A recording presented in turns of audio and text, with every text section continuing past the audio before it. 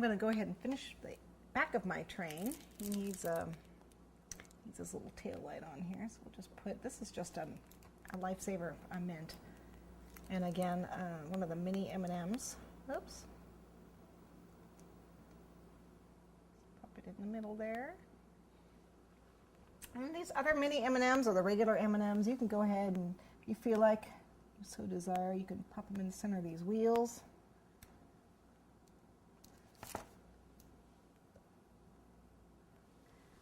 Okay, and we're going to go ahead and start decorating this train.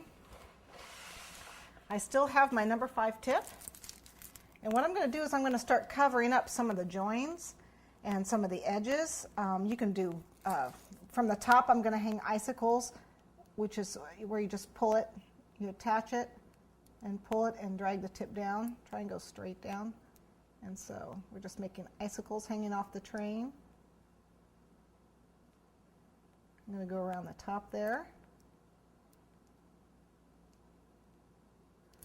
As you pull it and drag it down, I'm going to put some snow on top of my coal here and on top of my roof.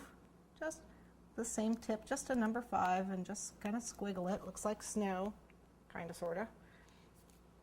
Okay, and then I want to put some icicles probably on my snow on top of my wood here.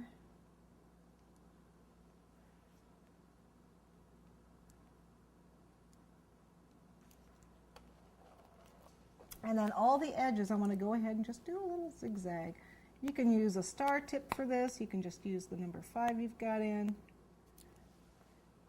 And just kind of decorate all the way around. Anywhere where there's a join. You can, you know, make windows.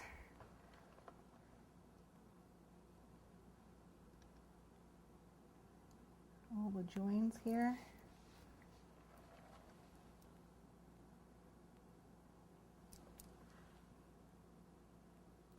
And I'm just going to go ahead and continue on all the edges.